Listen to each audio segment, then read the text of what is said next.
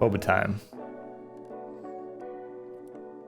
What's up, guys? Sam here, talking about a subject that if you clicked on, you probably want to know about. Money. Specifically, I'm going to be breaking down how I spend the money I make as a software engineer. So I checked on Google. I use this Chrome extension called Keywords Everywhere, which shows that software engineer salary gets searched over 90,000 times a month. So I figured this is probably a good topic to touch upon. And I think the best way to break this down is by month, because that's where a lot of reoccurring payments occur, like rent, bills, etc. One thing to mention is that I do get money from other sources. One example being from stocks. So that's value that goes up and down over time, hopefully up. But that's not like money that I'm withdrawing. It's kind of just sitting there and growing over time. I also do make money from YouTube, but really whatever I make from there, I try to just reinvest back into it, whether it be like buying a new light or I just had someone redesign our logo. So that's kind of like its own self-sustaining thing. So we're just gonna be talking about the income from my software engineering salary. All right, let's get into it.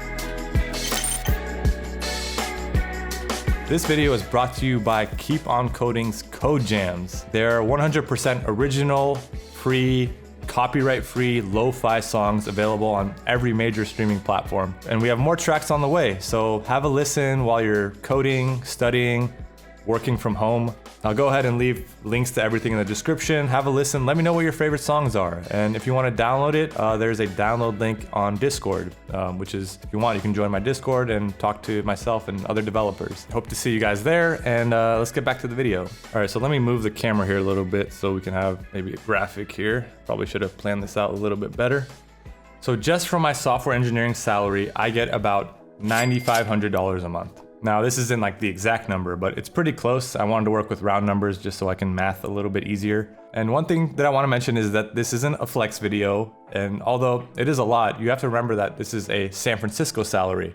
And the cost of living in San Francisco is probably the highest that it is in the US. Also, this number is actually lower than a lot of other people that I've talked to in my area with my experience. So this amount in San Francisco would be probably more like maybe 6,000 or 6,500 in most other states. And according to this screenshot from nerdwallet.com, even a city like Las Vegas has almost half the cost of living. And don't get me wrong, I mean, I'm super grateful, but it is all relative to the cost of living. So the salaries are higher here, but it's also like $10 for a cup of coffee. But you know, it is what it is. And just a spoiler here, nothing is gonna be really that extravagant. All my expenses are pretty basic. So if you're expecting super flashy stuff, you might be disappointed. So initially, $3,500 goes to the other Sam, Uncle Sam.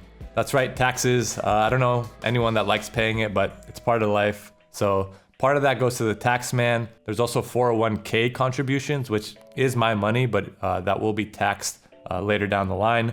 There's also things like health insurance, Social Security, kind of just like the general stuff that they take out of your paycheck before you get it. I also live in California, which has a very high state tax. And it's funny, if I lived like 4 hours east of where I am, I wouldn't have to pay state tax because I'd be in Nevada, which doesn't have it. So we kind of implicitly pay for the nice weather and scenery here in California.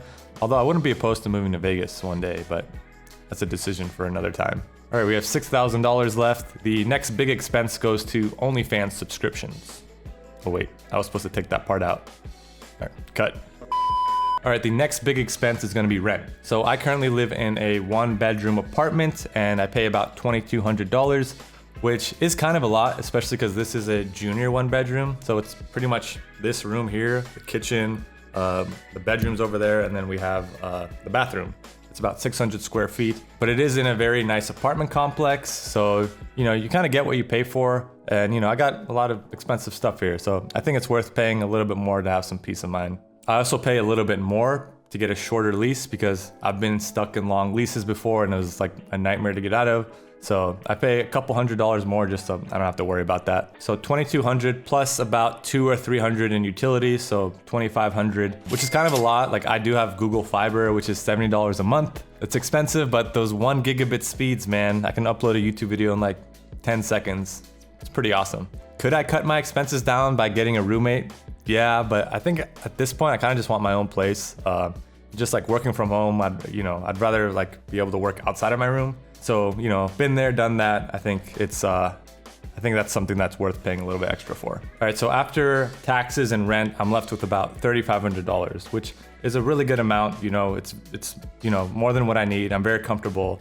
So about $1,000 of it goes to food and other expenses. I do like to eat a lot, so probably like $600 or $700 a month goes to like either groceries or, you know, probably overpaying for DoorDash or going out to restaurants when those were still a thing, which is, you know, always going to be overpriced, but you know, I think it's okay to enjoy yourself once in a while. So the other $300 to $400 are just going to be other expenses that might come up, like fixing my car, buying a suit, I don't know, you know, just random things that you spend money on from time to time. So we have $2,500 left. I take about 1,000 of that and put it into a savings account. I'm trying to build that up as like a safety net. The average American at 65 has less than $60,000 in savings. So they're probably gonna have to work into their late 60s or maybe even their 70s, which means they're not gonna be retiring anytime soon. So yeah, I'm not trying to do that. So I try to put at least 1,000 a month into savings. I don't want to save too much cash because cash depreciates over time thanks to inflation. It's usually like 2 to 3% a year. So I would rather put money in assets that appreciate over time. So that could be something like real estate, which I don't do right now, but you know, who knows, maybe in the future. But we have about 1,500 left. So what I do is I take that and I put it into my brokerage account. So for those of you who don't know, a brokerage account is basically an account that you can use to buy and sell stocks. So I really like reading into finance and stocks like that. A lot of you guys probably don't know. I probably read into finance more than I do about tech. But yeah, for those of you wondering, I do use an app called Robinhood for my brokerage account. So, you know, that's just something that I've been dabbling in recently. All right, so that's a typical month of spending for me. Like I said, there are probably things I can cut down on, but honestly, for the most part, I'd say I live pretty frugally. I don't make a lot of unnecessary purchases. It also does probably help that I'm single, so that saves a lot of money on stuff, but who knows, maybe that'll change. So yeah, hope you guys found the video interesting. I know it's not really code related, but as you know, I do like to shed light on stuff that's not always technical. So if you guys enjoyed the video, please leave a like and be sure to subscribe for more content. Also, if you haven't already, be sure to check out my Discord server where you can talk to myself and other developers. Link to that below as well. Thank you guys so much for watching. And as always, keep on coding. All right, the next big expense goes to OnlyFans subscription. This is so dumb.